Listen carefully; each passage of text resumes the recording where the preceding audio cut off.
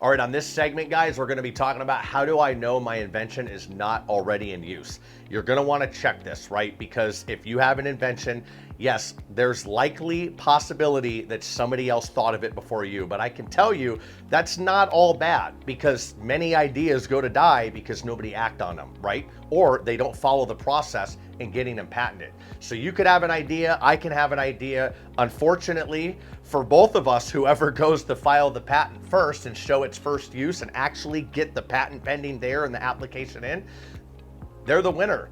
Now, there's going to be lawsuits later on if it's some massive corporation that's doing a brand new drug or a brand new process or a brand new software. However, that's just all court battles. And ultimately, there's a process here that should be followed. So for the small business owner, you want to make sure that you follow it. Now, why is it important to check? Like I said, avoid lawsuits and wasting resources on an existing product. If there's a product that's already out there or a system or whatever, and you want to patent it, and you are going to spend all this money, the problem is this. Unfortunately, most lawyers, they'll do a patent search and say, hey, this is out there, do you want to continue? But there are some out there that will literally try to take you all the way to the end and say, hey, we can overcome this, we can get through this, we don't have to worry about this. And then what ends up happening is you get a revision, resubmission. And you end up doing a series of resubmissions, and what you're originally quoted for a couple $1,000s could turn into like 20 or 30,000. Now, there's different ways to file patents and everything else. That's a whole nother video. But you want to make sure that your invention is not in use first. If it is, what is their patent? Go through it, search the patent database, find the inventions, ultimately look through them. What are they claiming in there? What are their claims? Patents have different claims. They have different claims in there, and ultimately you can see exactly what they're talking about. And if you know your product, if you know your system, you're gonna be able to go in there or the process and you're gonna say, okay, they're talking about this, but mine's different here. They're talking about this, but mine's different here. If there's a lot of differences, it could be likely. Now, this is up to the professionals to give you advice on that. I've used both lawyers and non-lawyers to file my patents, do my research. I personally like the people, and I look for the people who have done it the most, right? Because lawyers, I've had lawyers that have filed 600 to 800 patents. I've had non-lawyers that are registered with the USPTO as agents, and they're able to file patents, and they've done 5,000 to 6,000. The difference is massive. I would rather go with the pattern recognition and the higher occurrence-based model than not, because they're going to see what the USPTO is looking for. They're going to know what's rejected, what's not. They're going to have a bigger breadth of knowledge on all of this. That's why I like those ones, but you may think different. Doesn't mean legal's not great. You should definitely consult with a lawyer. Now, how to perform a patent search by yourself if you just want to go out there. Use tools like the USPTO. It's phenomenal. USPTO.gov. So US Patent and Trademark Office.gov is the site, USPTO.gov. Google Patents and WIPO, W-I-P-O. Those are all patent search databases. You can search through keywords, classifications, and obviously other things, right? Different variances of products, different names, what the process may be called. So you can ultimately do different searches. I would do a diligent search.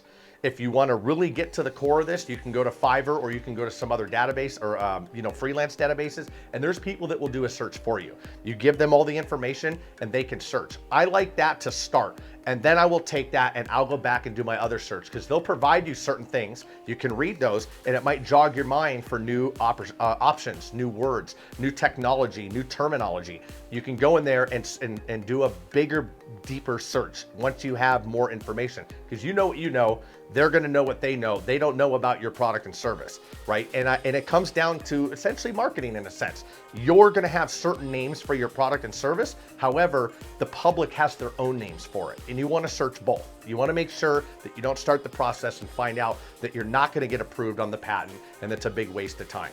Or it has to significantly change, so much so that it goes aside from what your original core invention is in the first place, right? Now, non-patent searches, market research to check competitors and existing products.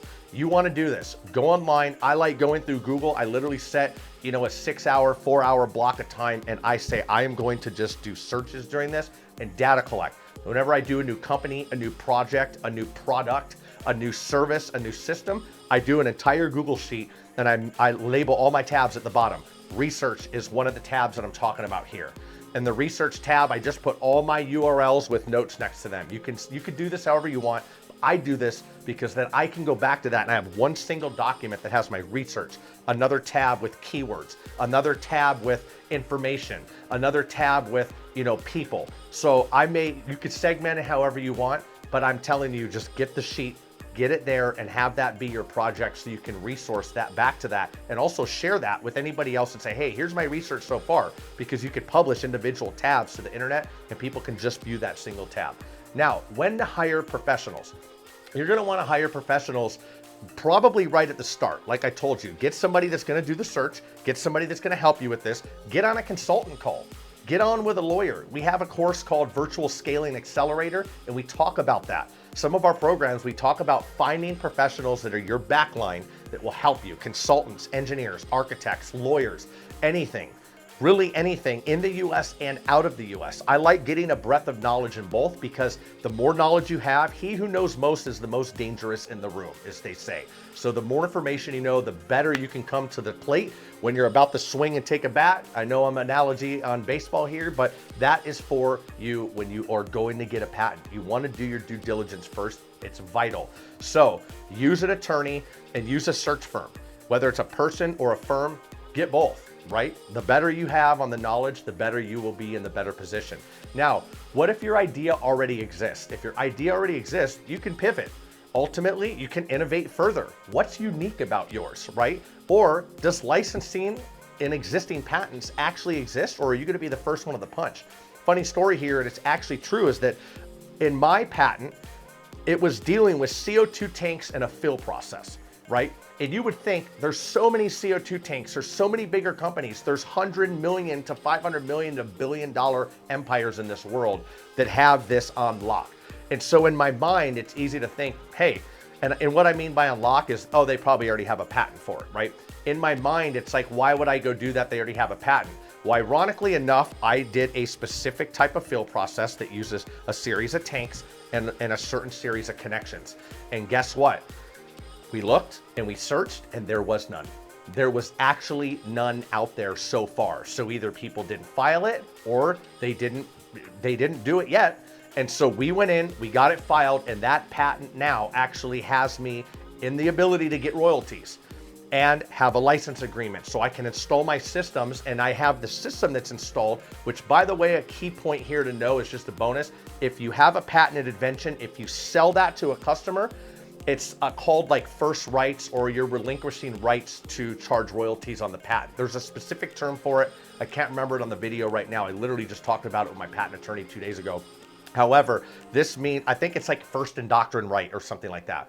But ultimately what happens is if you sell your system to somebody complete, once you sell it, you're selling your rights to that patent unless you disclose this up front, that you're selling the system, but the usage rights are different or the utility is different. You have to disclose this. Now, don't take my word for this. You want to check with a lawyer because this could be interpreted many different ways with many different types of inventions. But ultimately, you want to make sure of this. So in my system, I have the tank and I have the system after the tank. We sell that. But from the tank back, the other tanks that are used to fill that tank, we don't sell those tanks. The client has to buy those. And so ultimately those tanks and that fill process, I'm not selling it to the client. So first in doctrine doesn't apply if that's the term. However, and I'll put the right term in the description below if it is or is not this, but ultimately it's something around that, right? I'm jogging my mind here, but this is the patented technology and use. So they have to pay me in order to do that because they did not buy those tanks from me, just this tank forward. That's just an example. You may have a different one, but I hope this helps. So on the next segment that we have here in the next episode, do you need a lawyer to start a business? We're going to start shifting over to the business side. You're going to want to know this answer next. See ya.